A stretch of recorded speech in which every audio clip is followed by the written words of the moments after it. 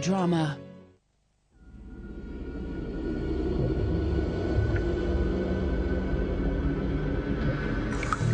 Now on BBC Two Southern Eye, Roger Finn investigates living in the death zone.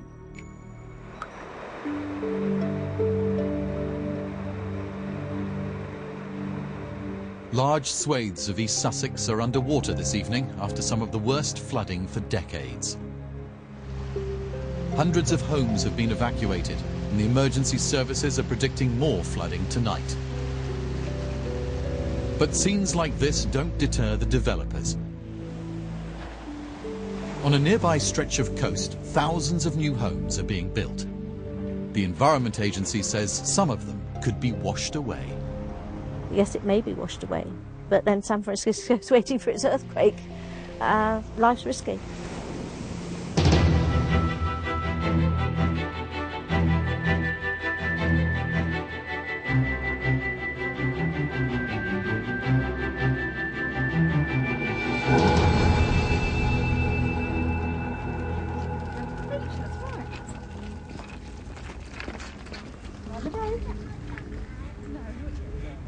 Sovereign Harbour, I think when I first sort of walked down and saw the development of where we are, I think, A, I love the design of the houses, but primarily the houses were near to the water, and I think you can't really beat that. Hundreds of families like the Wheelers are now buying homes at Sovereign Harbour in Eastbourne. You can get up in the morning, and if it's a bright sunny day, you've got the hassle-free idea of popping across to the beach with the kids, and Matthew, you know, has a great love of the beach, and I really hope Sam will do the same. And they can just come over here, you can sit and relax, and they can run off and play. See what else we can find then. I think having the waterfront, having the restaurant, the bars, where you can just walk, you know, it's easy access, you can walk to it, you don't have to take the car out of an evening. You've got the cinema, you've got the shops, everything you need.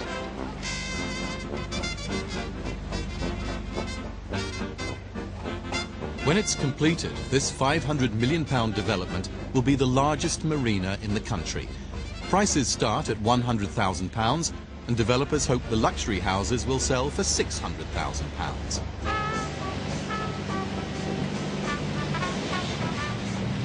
Rinker, sorry, go ahead. Sovereign Rinker, can we have the South Harbour Bridge, please? Estate agent Barry Meffam is the man in charge of selling Sovereign Harbour. It's huge by any standards when you consider that 3,000 dwellings will probably equate to something like 6,000 to 8,000 people. That is, in effect, a 10% increase in the population of Eastbourne in this relatively small area. There's no shortage of buyers. Many homes are sold before they're built. The estate agents say it's due to the water factor, and the water factor also ups the price. In percentage terms, it can be 20, even 30% perhaps over and above the similar size or style of property away from the water's edge. But water can be costly in other ways too. The Environment Agency predicts that a big storm could flood this low-lying stretch of coast.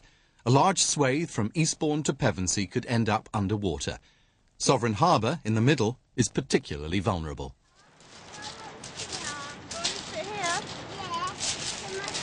Whatever you do in life, to a certain degree, you've got to take a risk. You know, we like the property, we like the area, there was a lot for the children. That far outweighed what our problems were going to be with sea defences. The beach that attracts people to the coast also protects them from the sea. This shingle bank stretches for 10 kilometres, and it's a natural sea defence. It's the only thing that stops the waves crashing over here and flooding Sovereign Harbour. It's very easy on a day like today to think, well, the sea doesn't pose much of a risk. We've got a big bank of shingle here. If we get huge storm conditions, we could have waves which are potentially 20, 30 feet above us here, breaking straight through and over these defences. Waves of that size would not just flood Sovereign Harbour, they could wash parts of it away. The experts talk about a death zone, an area where flooding could have fatal consequences. If you look behind you into the development, all I can see is the house roofs. I can't see the ground floor windows, I can't see the first floor windows, I can see the roofs. and that's the height at which the water is going to approach when these defences are comprehensively breached. One of the roofs belongs to the Wheeler family. Matthew, you can have yours. Yeah. Okay, too. Good boy. They paid £170,000 for their home in April. But were they warned about the dangers before they moved in? No. No. Not at all. Never mentioned. No. In fact, I don't think there was any mention of anything to do with the sea defences, was there? At all. There's one fact in particular that makes these homes vulnerable. The Environment Agency believes the land has been lowered, dug out by the developers, Tarmac Construction, as deep as the planners would allow. We had hoped that the whole of the site would have been left at its natural contours. Yes, there were some houses a bit low, but much of the site was a little bit higher than that, which would have given people more protection. So we're in a flood risk area and the developers have actually dug it deeper, so most of the houses are lower. Across quite a lot of the site, yes, the land has been lowered closer to ground level and deeper into the floodplain levels. And what effect does that have on safety? When the defences are breached, the flooding will be deeper and the consequences more dramatic for the people who happen to live in those properties. That's mine, you did it for me. That's mine. This change in levels can be seen from the Wheelers' house. Their garden is lower than the neighbouring Bayview campsite. It didn't used to be. Campsite owner Diana Adams watched the diggers removing the shingle. She took this photo after they'd scooped out most of the adjoining land. Well, there was a complete shingle bank between us and the harbour with sand dunes towards the end of it. The shingle bank ran from this middle level right across between us and the harbour. So the levels have dropped considerably, yes. How much would you say they've dug out then? It's very difficult to tell, isn't it? Several I'm not feet, an though, expert. isn't it? It looks like, yes, I would say several feet, yes. And it was all shingle. They dug all that out. If anything, they should have made it higher so that it wasn't liable to flood, I think. The developers deny digging out the site. They say some areas are now higher than they used to be. And those selling the houses are convinced the whole harbour is safe. Doesn't concern me one jot. No. I know what has gone on. I know the work that's been undertaken. I know the basis for future maintenance, and I'm quite comfortable that this is a very safe place to live. In a worst-case scenario, houses built actually into the defence or immediately behind it could almost certainly be demolished by the force of the waves. If we get a serious enough storm. If we got conditions such as we had in 1953 on the east coast of the UK, where nearly 300 people died, their houses demolished, flattened by the force of the sea. Many of the lower-lying districts of eastern England were overwhelmed by a devastating flood. Great gaps were scoured through the sea defences. Unfortunately, many people had no time to escape the rising waters. Some were drowned, some died of exposure in the bitterly cold wind. The Environment Agency feared a similar disaster was heading for Sovereign Harbour and Pevensey Bay last Christmas Eve. Yeah, certainly it was getting very close to the high tide now, and whilst we're monitoring that right at the moment. Oh yeah, no, I mean the conditions right down on the coast are still very, very poor. Yeah. What we're telling people to do is to evacuate in the next 3 quarters of an hour, because that's when we're expecting a flashpoint. We're advising people to evacuate if you need to evacuate. Stay up as high tide been up tonight, isn't it? Yeah, but they're expecting a flashpoint. About less than 3 quarters of an hour now, so. We had very high seas here breaking over the top of the defences all the way along Pevensey Bay, indeed washing straight up the front of the beach and over the top. Thankfully at the 11th hour, about 11:30 on Christmas Eve, despite very big waves, very big seas, the wind just eased slightly and began to push offshore. We were very, very lucky. We just about got away with it by the skin of our teeth. Pevensey suffered some flooding that night, but nearby Sovereign Harbour escaped. And the close call has not deterred the developers. Tarmac plans to build another 2,000 homes here, and the Environment Agency is powerless to stop them. If this was a greenfield site which was to be developed here today, then we would strenuously object to any development upon this site. Unfortunately, we're dealing with planning decisions which were taken 20, 30 years ago.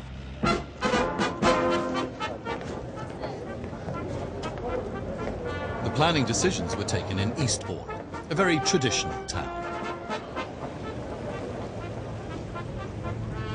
It's been kept that way by the aristocratic lords of the manor. The Duke of Devonshire's family acquired this part of Sussex in 1782. They built Eastbourne in the 19th century, and the Duke's Chatsworth estate still exerts great influence in the town, even though the family is actually based 200 miles away at Chatsworth in Derbyshire. It's an important view because... In the 1970s, the Duke decided Eastbourne should have a harbour. It was to be built on a piece of his land called the Crumbles. His design for a luxury marina was modelled on the Mediterranean's most glamorous ports. All the houses would have access to the water. The new marina would bring jobs and prosperity to the town. But it was controversial because local people had long known about the dangers of building a harbour wall out to sea. A harbour had first been proposed here in 1847, but the Navy decided it would be suicidal because of what they described as the evil effects of travelling shingle. Shingle travels. It's moved eastwards along the coast by the waves and the currents. If you build a harbour wall, then that interrupts this natural flow. The shingle gets trapped on one side, and the sea defences on the other side get washed away. To prevent this happening, the Duke promised he would maintain the beaches to the east if the harbour was built. In 1980, that promise was enshrined in a Harbour Act. It stated that developers had to remedy any depletion of shingle along the coast between Sovereign Harbour and Couden Beach. This meant the Duke was responsible for the beach in front of Sovereign Harbour and the beaches along the coast at Pevensey Bay, 9 kilometres in all. The Duke's luxury marina proved too expensive, and he soon put forward a cheaper proposal with a smaller harbour wall. Colin Amos was worried that the agreement about maintaining the shingle bank would not apply to the new proposal. So he wrote a series of letters seeking assurances from the Southern Water Authority, who oversaw coastal defences at that time. In writing to the Chairman of the Southern Water Authority, on each occasion we were given absolute assurances that all of our fears were addressed by very substantial agreements that the authority had with the harbour company, and that there were adequate remedial measures to be taken to ensure that the coastal erosion did not occur. The Southern Water Authority assured Colin Amos that the agreement about the beach was not affected. This meant the Duke was still responsible for the shingle bank all the way to Couden Beach. The Duke's smaller harbour was given planning permission in 1987. However, a year later he decided the financial risks were too great. The Duke sold the site to Tarmac Construction for an undisclosed fee.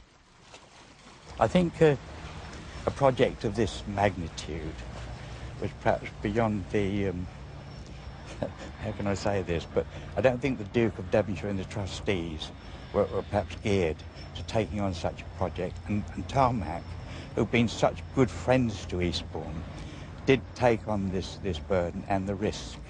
You weren't disappointed? No. I would have been disappointed had I not had so many dealings with Tarmac and realised what a worthwhile company they were. 3 months after Tarmac bought the site, they signed a new harbour agreement with the Southern Water Authority. The expensive obligation to maintain 9 kilometres of beach disappeared overnight.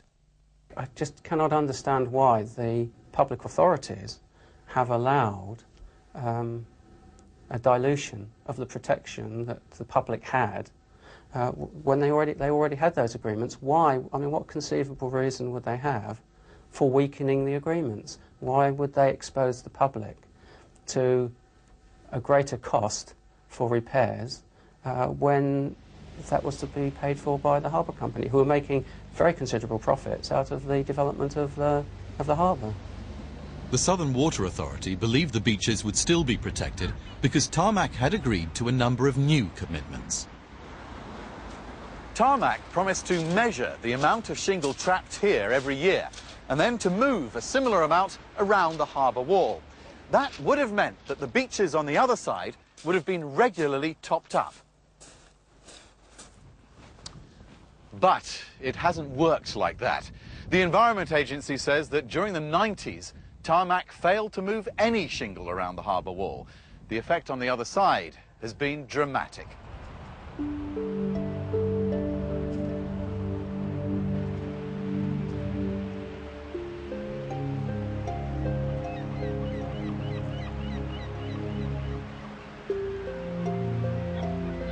The beach has been eroded here, particularly just up beyond us here. The beach has been eroded away, and the groins that we constructed many years ago, well, we've been forced to stop maintaining them, and they're now beginning to fall over because there's been insufficient beach and land to hold them in place.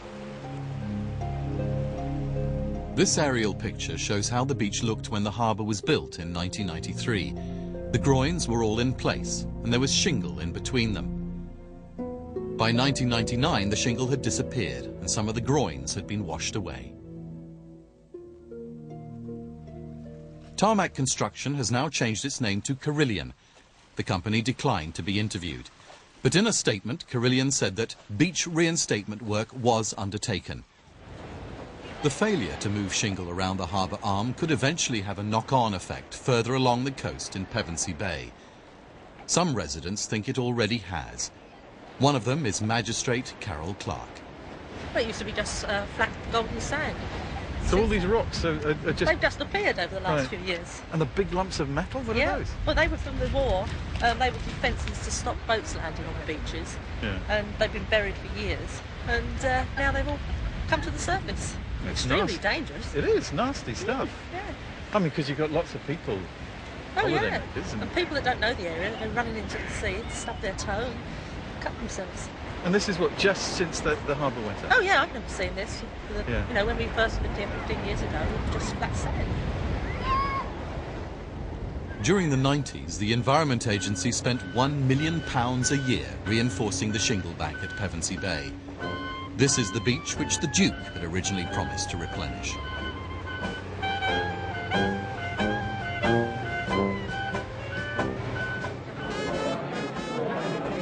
Now more public money is being poured into Pevensey.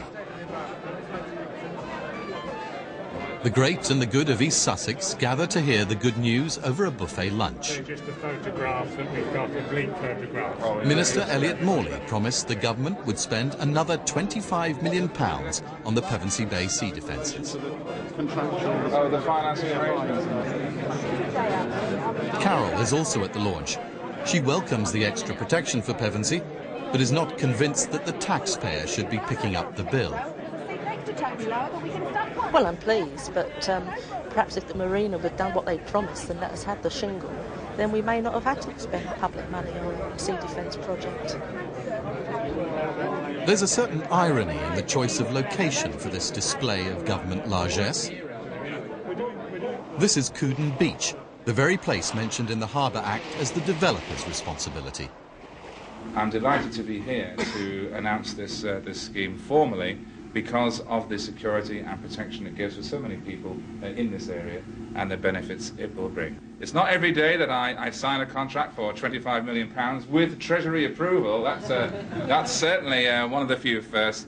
And indeed, I notice you've laid the weather on today just to demonstrate that it's not always calm and sunny along these coasts.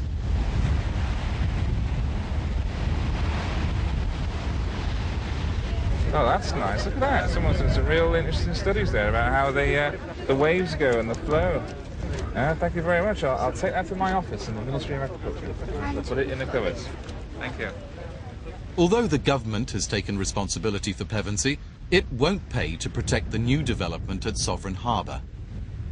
We do have to take much more thought about where development is taking place and the potential risks. And indeed, if development is taking place, those people who are doing the development are going to have to contribute to making sure that the area is protected. But forcing developers to contribute is not as easy as the minister suggests. The Environment Agency spent years trying to persuade Tarmac to move shingle at Sovereign Harbour. In April of this year, they went public with their concerns.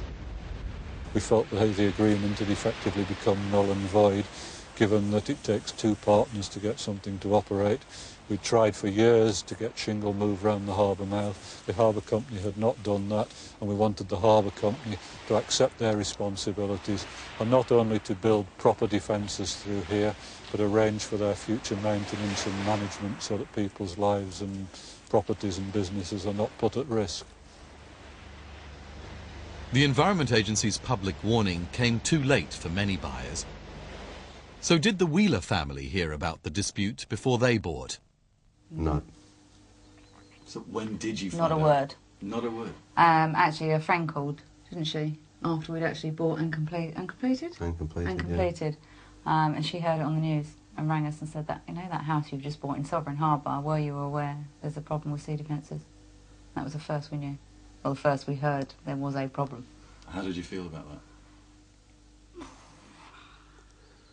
Interested. I actually feel very, very disturbed about the predicament we are in at the moment. I feel sorry for the predicament of the people who live behind here, and I feel this is what with the steps we have taken, are very unusual for us as a public body. Use your spoon for the vegetables, Matthew. But for some, the agency's contribution has been hard to swallow. Supporters of Sovereign Harbour say it has attracted tourists, jobs and money to the area. It's the best development that's happened in Eastbourne this century. So I am satisfied that Tarmac have been most responsible in the attitude that they've taken and the care they've taken to make sure that this is a safe area. And if you think about it, a multi-million-pound project like this, do you think anybody would have gone ahead with it had they not made trebly sure that it was safe? I don't think they would. Everybody thought it would be safe because 12 years ago, Tarmac promised to pay £2 million into a trust fund. This loan was supposed to pay for the movement of shingle around the harbour wall. The trust hasn't been set up because of the dispute between Tarmac and the Environment Agency, and the £2 million has never been paid. The only people who are paying are the residents, whose numbers are increasing by the day. Each homeowner has to pay £120 per year into a sea defence fund. Some residents think they're not getting much protection for their money. Is that a sea defence, that little sill? That is, I think, yes. It's like being on board ship. It's the same thing, isn't it? And so that is, well, it does, it's something, isn't it? But if water's going to come in, you would have thought that that's not going to be very adequate, is it? I mean, hardly anything it does, actually, one trips over it every time you come in. Roger Wesson has paid almost £1,000 since moving in 9 years ago.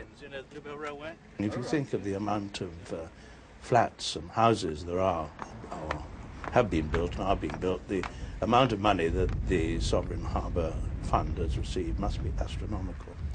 And we don't get any accounts published at all. I haven't seen any statement of accounts, and it would be very interesting to know exactly where the money is going to and what they're doing with it.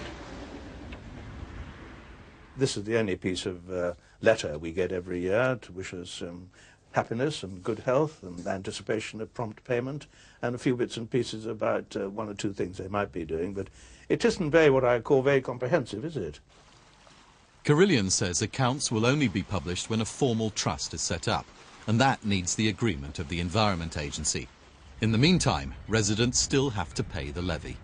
At the end of the day, the situation was if you want to buy these houses, you sign this bit of paper. If you don't sign it, then we don't sell you the house. The latest arrivals are two teachers, Sue Barrett and Barbara Burgess. It's not the sack breaks. Yeah. Sue's main reason for coming to Sovereign Harbour is the location. Okay, boys. Well, I've always been a Midlander. I've lived in the Midlands up in Birmingham since I was 18 months old. And the only time I ever saw the sea was coming on holiday. So it's quite an exciting experience for me coming down to Eastbourne. It's lovely. It feels just like a holiday. Not even they get tired, they bought a pair of folding bicycles. But they're right, they cheap off. For Barry Meffam, it's another successful sale. Barbara!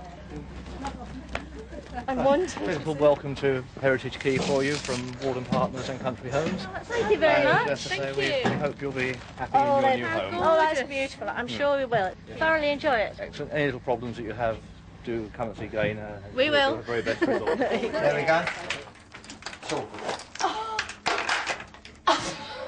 Still good, Bob? Another more serious problem is the sea defences. So did anything show up on their solicitor's search? No.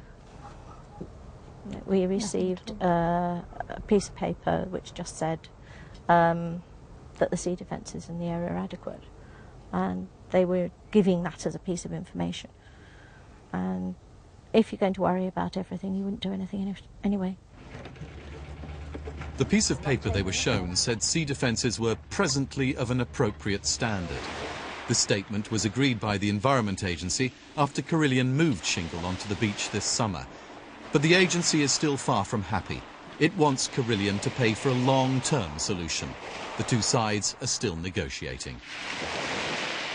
At the moment, the beach profile looks okay. You've got a good thick beach, but much of the material is fairly fine.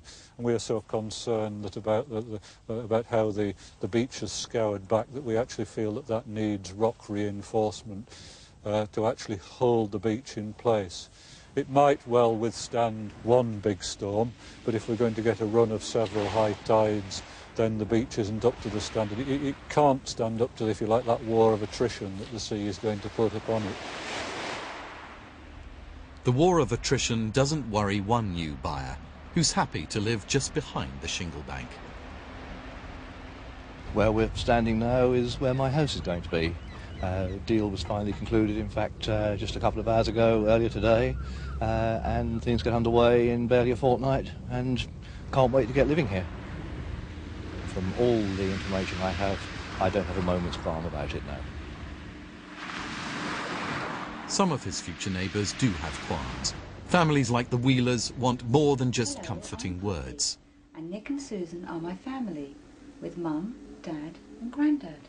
If they are to be truly safe when the storms come, then someone has to pay to defend them. If I saw it as a major problem now, you know, I wouldn't have bought here, because you wouldn't put your children at risk. I think at the end of the day, somebody will take responsibility and somebody will do the work. Because I think there's too many developers around here for a start that, you know, we'll all lose out if they don't get something done about it. And they all agreed. I said goodbye quickly. How did it work out?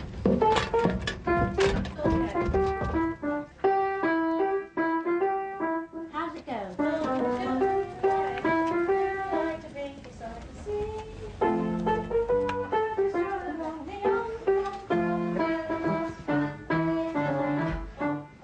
King Canute, unfortunately, when he put his hand up, didn't stop the sea. But I should say that the people coming here are safer than probably anywhere else in the whole of the south of England.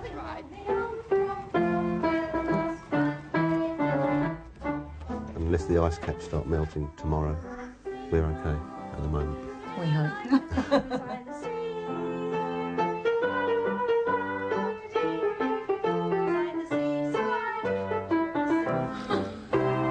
Cheers to our new Cheers. home. Cheers.